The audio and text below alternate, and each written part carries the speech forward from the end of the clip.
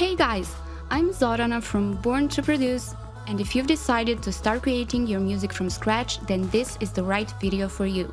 In this series of videos, I will walk you step by step through the basics of setting up your home studio and everything else you need to know before start recording or making any kind of a music track.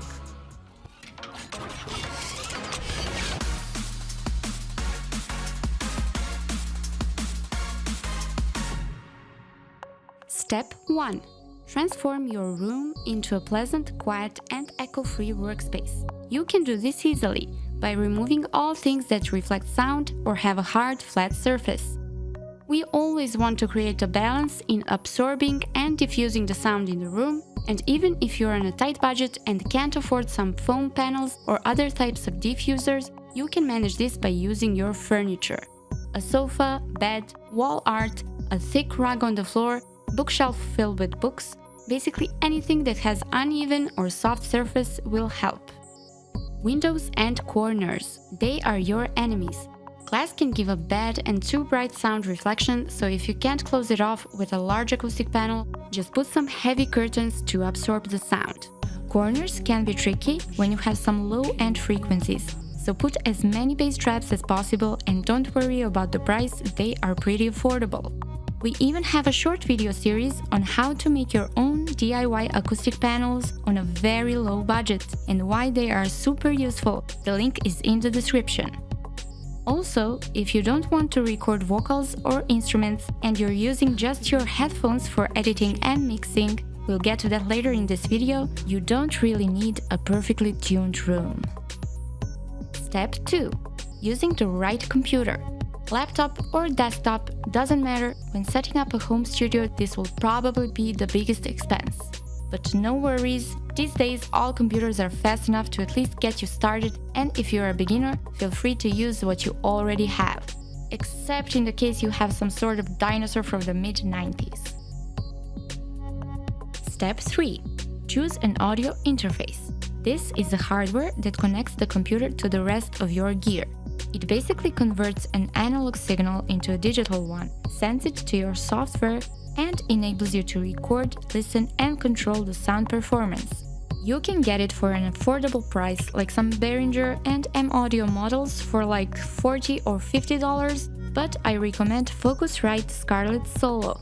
Focusrite is a company that is in the very top of an audio gear market, and their Scarlett Solo is one of the most popular audio interface devices, with the price just under $100. What I also recommend is the Steinberg UR22 or 44, which usually comes with the free version of Cubase AI.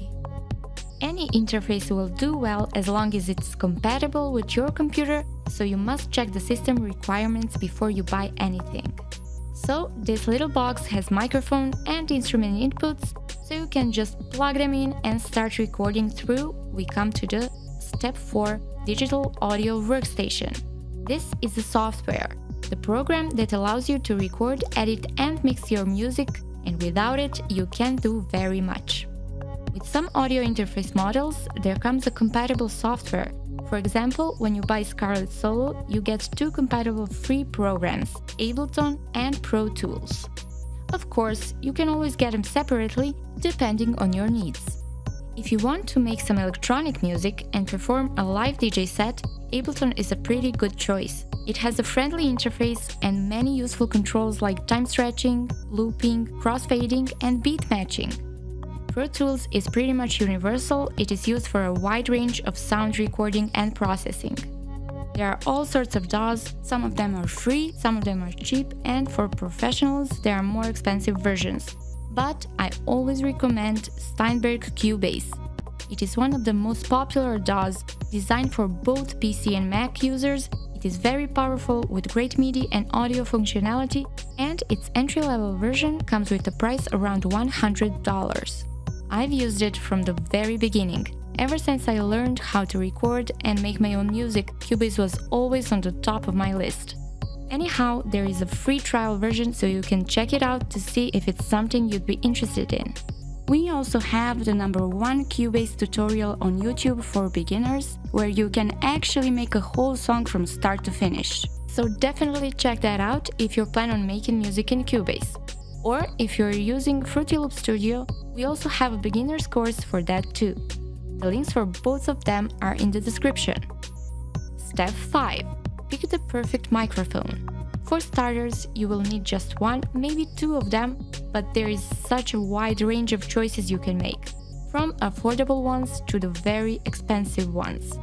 To get the best possible sound recording you will need a large diaphragm condenser microphone. These mics are very sensitive and they can catch almost everything. Keep in mind that some of these mics are recording certain instruments and frequencies better than the other ones, so choosing the microphone has to be based on your instrument or vocal type. This subject is very broad. Everything can be individual. For example, Shure SM57 is one of the best mics for recording snare drums and guitar amps, but I found it perfect for recording my vocals in certain genres. So, as I said, it can vary from person to person, from instrument to instrument. Sometimes all depends on your ear and your will to research, try and experiment. If you're a vocalist or a woodwind performer like myself, I recommend AKG Perception 220. Approximately around 140 pounds, it catches high frequencies very nicely, providing a warm, clear sound, and it is also great for recording acoustic guitar or any brass instrument. Step 6. Headphones and speakers, sometimes referred to as monitors. Of course, you will need to hear everything you record and you need to edit or mix, so for that I recommend good quality headphones.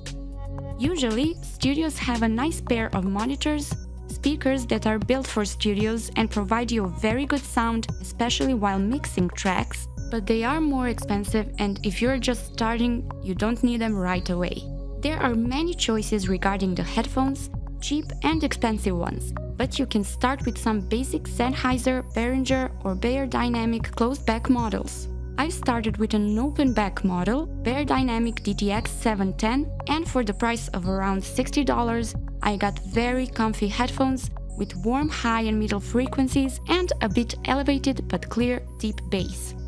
If you have more budget, then consider the Sennheiser HD650s as they have excellent frequency response from low to high. Step 7. Other essential equipment crucial for your home studio to work. Now that I have mentioned the audio interface, software, mic and headphones, the next thing you will need is a cable for your mic. Look for an XLR cable. You can find it at any audio gear store for around $20 and you will be able to connect your audio interface with the mic itself. If you want to plug in and record your guitar, then you will need a jack-to-jack type cable. The other thing you will have to buy is a mic stand. I prefer tripod boom stands. They are more stable than round bottom stands and the removable boom arm helps you to position your microphone exactly where you need it. Perfect for recording vocals, guitars or drums. Their price is very affordable. You can find a very firm and practical stand for around $25. If you are recording vocals, the last crucial thing you must have is a pop filter. There are several forms of a pop filter, but usually it is a small, round-shaped construction with a mesh that goes in front of your microphone, and it serves for reducing or eliminating all strong pop sounds you produce while talking or singing. So all of the P, T, B sounds are a bit detained and they don't overload your microphone. This you can get for less than $20. You can make various combinations, and there are many starter vocal kits that include all of it: microphone, cable and a pop filter, like this. SE Electronics X1S Studio Bundle. It comes also with a reflection filter and that is a good isolation for your vocals. Step 8. Be ready to play and experiment. Music is an art form, so every person has their own perception of it, and each one of us has his or her likes and dislikes. Make yourself a pleasant, comfortable, but also an exciting experience while creating sounds, and don't be afraid to experiment. There is no way you can develop as a musician or producer if you don't try new, unknown things from time to time. Be different to get noticed. So, that's it for the first video from the series. In the next one, I will talk more about recording and getting used to your DAW software. Thank you so much for watching, and if you want to watch more of our videos, just like, subscribe and click the notification bell so you don't miss any future posts. Also, click the link below or check out our Cubase Ultimate Beginners course and Fruity Loops Studio Beginners course if you want to get started as quickly as possible.